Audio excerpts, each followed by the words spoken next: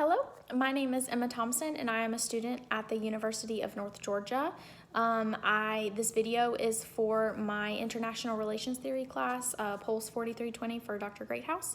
I am going to be talking a little bit about my literature review that I turned in for my final project. It was on the international relations theory of realism and how current events have impacted the changing of the main concepts of realism, but also similarities that come into play. My name is Emma Thompson. I think I said that already, but so I'm going to be also referring to my notepad here with all of my notes on it, so don't be alarmed if I'm looking down. So my main thing I want to talk about, or my first thing, is what is realism? So realism is the first true international relations theory, and it basically just states, states look out for their best interest when it comes to security, power, and, what goes on and why states interact with other states. So there are four main assumptions when it comes to realism as an international relations theory. That first one is that states are the main actors within the international system. So states are the reason why interactions occur in the first place.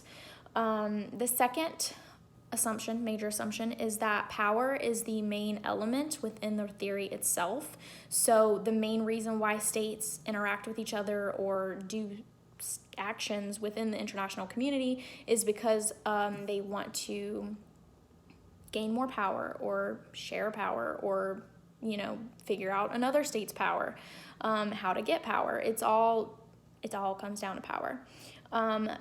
Also, a third assumption of realism is that balance of power is key within the international system. So you don't want to have great powers have one great power state have all of the power over the entire world.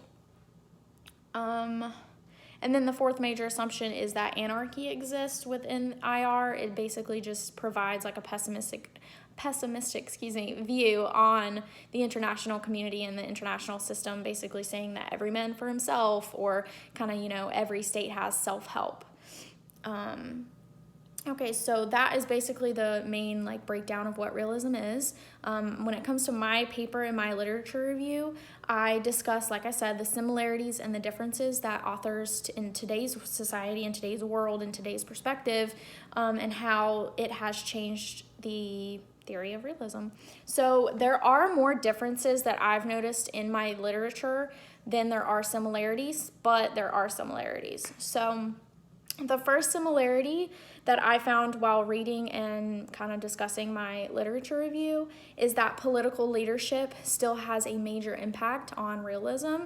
And what that means basically is whoever's in charge, their political agenda and their level of respectability versus fear within the community of, their state. And then also the relationships that they share with other political leaders in other states, that all has an impact on how state actions are made and whether or not like prioritization with policy and all of that. And I have three articles here. Bantas and Valencia, I'm gonna butcher their names, I'm so sorry. They use Putin from Russia. They discuss him and how his style of leadership impacts their overall reputation as a state within the international community. Kumar also uses Russia to show the level of uncertainty between states, which is another element of power within realism. States don't know other power, other states' power and the capabilities that it truly has. Only you know what power you have. Mallet and Kitchen also use kind of more like the United States to kind of bring this across, and that just basically is between Obama and Clinton. Obama ended up changing a lot of the policies that the U.S. had with Cuba. Meanwhile, Clinton didn't really see it as a big priority. My second similarity that I've noticed within my paper is that balance of power still is consistent throughout all of the concepts of realism. So no one great power has all the power. Mallet and Kitchen also discuss this with when they talk about the Cuban American National Foundation, which is basically, it was created for more minorities, specifically Cuban Americans, to have a voice in how policies are, how foreign policy is made. But it ended up backfiring, and the U.S. was accused of actually discriminating against Cuban Americans rather than helping them find a voice. McCallion also speaks on the balance of power, and he basically just talks about like Russia as well, and also the Soviet Union, and how the creation of NATO kind of was created to help balance the power of the Soviet Union to where it wasn't a great power, achieving like world power.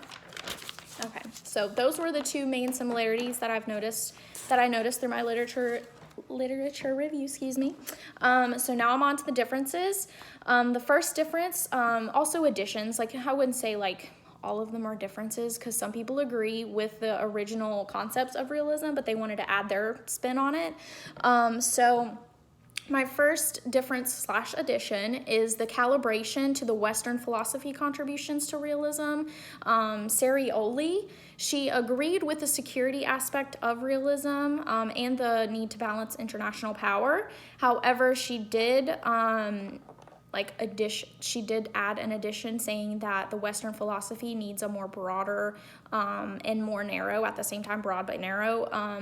And in that I mean like, yes, be broad when it comes to the perspectives, like also like not just Western philosophy, but also Eastern, like get foreign scholars to kind of give you their perspective and gain a new perspective, but also be more narrow when it comes to the policies and providing clear definitions and expectations of those policies. And then she uses Saudi Arabia and their overall need to have a good reputation within international relations and their structure with their government with a monarchy.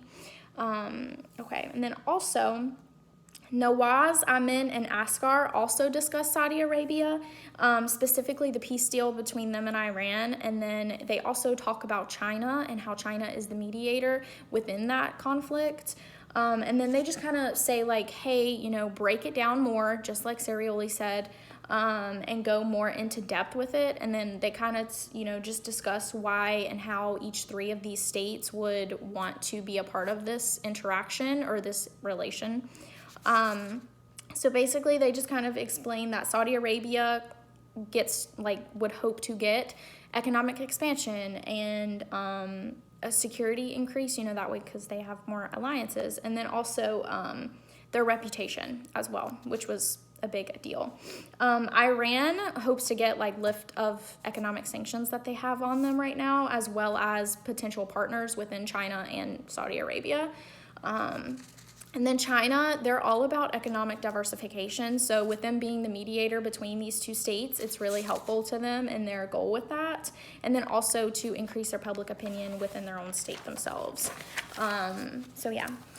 My third difference or addition to my literature review and how realism has changed is awareness of long-term conflicts. Like a lot of more modern realists kind of discuss about there isn't going to be a short-term solution to fixing these conflicts. And right now, with the whole South China Sea disputes going on, Quiet discusses that and talks on how China just is ignoring international law because they took the Philippines, who was also on the South China Sea, took China to court in the Permanent Court of Arbitration.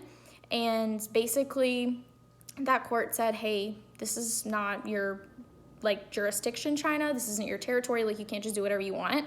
And China's yeah, no, that doesn't, they rejected it, and they are currently ignoring it. And they're still pursuing their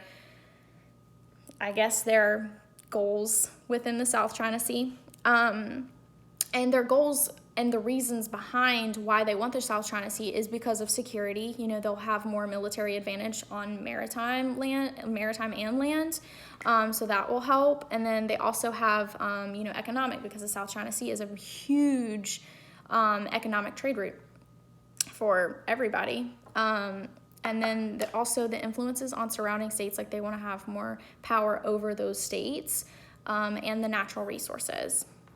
So, and I think this is important too within realism and IR theory in general, just because it shows that there's a lack of accountability and there's only so much international relations and international law can do, because it has to be up to the states. You know, like the states have to be the ones to put that change into effect. So yeah, also with Russia and Ukraine, they ignored the International Court of Justice. That could also be an example of that.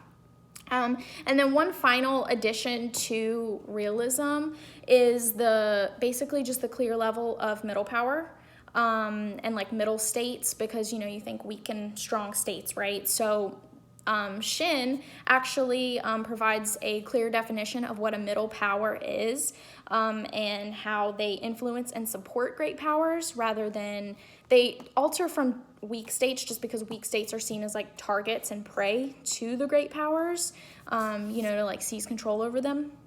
But middle states are not seen as really prey, but more along the lines of like support to gain those weaker states.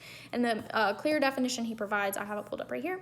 It says, a middle power is a state actor which has limited influence on deciding the distribution of power in a given regional system, but is capable of deploying a variety of sources of power to change the position of great powers and defend its own position on matters related to national or regional security that directly affect it. So basically it's just saying that it isn't just as clear cut as top and bottom. There is a middle power there, and middle states that are like kind of use hedging as a way of, getting into all of that. So, but yeah, overall, I would say that there has been like major breakthroughs when it comes to realism.